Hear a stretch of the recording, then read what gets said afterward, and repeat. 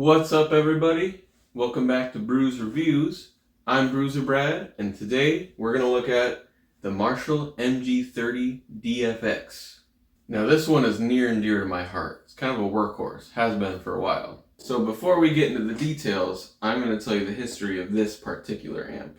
So in my senior year of high school, I played drums for this band called the Cast Iron, and the guitarist was going off to college. He had a bunch of stuff he was trying to get rid of. One of the things he was getting rid of was this amp. And he had used it to practice with us, so I already kind of knew what it could do. I was looking for something better than the Line 6 Spider 3 practice amp that I had. And I paid him $100 for it. And the rest is history. I mean, I've used it for a lot of my music, a lot of my recordings. It's been the workhorse for a while.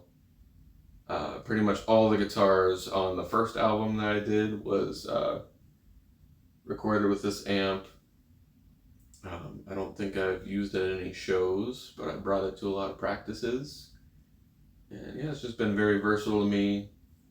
As soon as I had kids, one of them pulled the power switch off, like the little toggle that switches it on and off.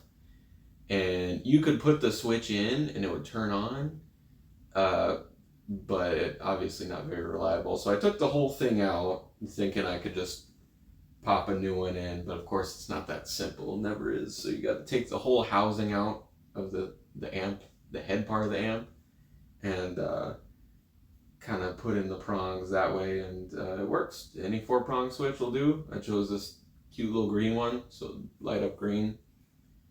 And I got extras in case I need them. So we got a pretty basic setup here. You've got your foot switch. This one didn't come with one, so I just used an aftermarket switch to switch between overdrive and clean. You've got your input jack. You've got separate controls for your clean channel and your overdrive channel. You know, it's your basic volume, bass, treble. There's a little light to indicate whether or not you're on the overdrive channel. You got your gain for the overdrive, bass, treble. Now this contour knob, it doesn't quite work like a normal mids knob.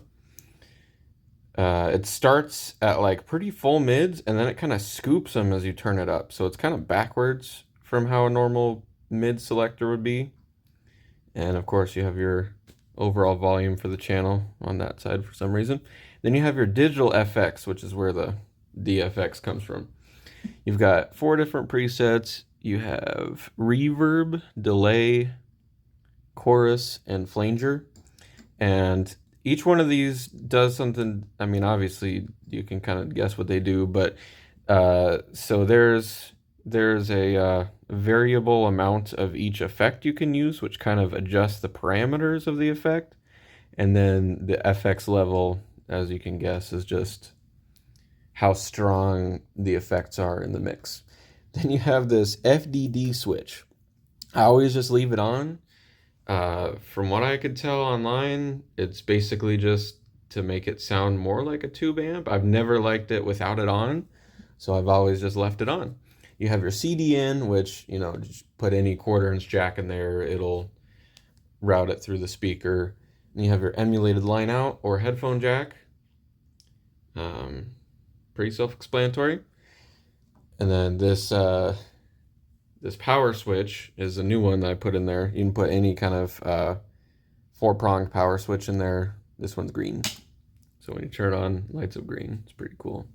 So there's that overdrive light. This one doesn't have a light, but you've got a power light, and then mine just happens to be green when power is connected to it. And then nothing crazy back here. You just got your power cable, got the speaker, MG series, whatever that means. It's a 10-inch speaker, so not super loud, but it'll do in like a practice setting or maybe a tiny, tiny venue. So without further ado, let's see how it sounds. Got a lot of comments in the last one saying I need to tune the guitar. Didn't think I really needed to show that part, but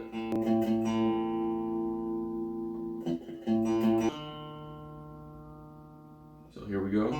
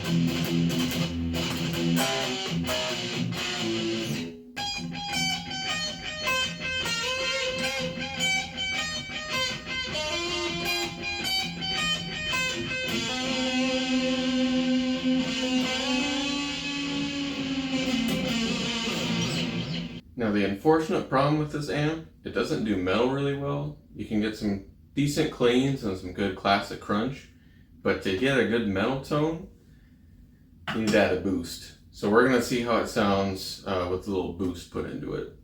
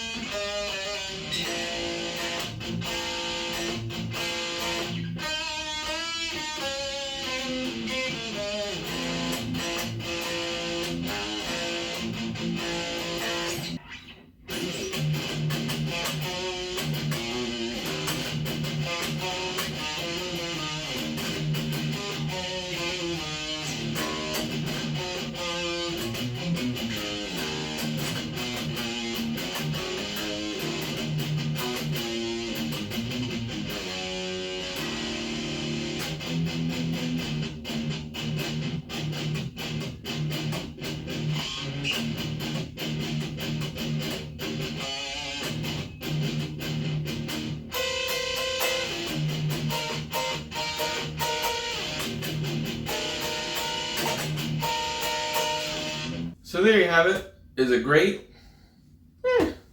You decide. But it served me pretty well for the past decade or so. I was able to get a lot of good sounds out of it over the years. So with a little help from a boost and decent setup, I feel like I could make it work, at least for practice or recording. The loudest I've ever gotten this was maybe competing with a band in a basement. But other than that, I mean, I would say there's a lot of other better options at a similar price point if you find one of these. Well, that's all I got for you today. Thanks for watching, and until next time, I'm Bruise Brad. Right, here's the classic. This is the Monitor Ultra Blue. Got 0 sugar. Let's see what it tastes.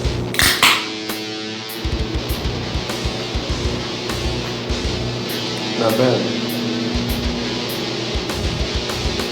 It's like sweet touch. Pretty good.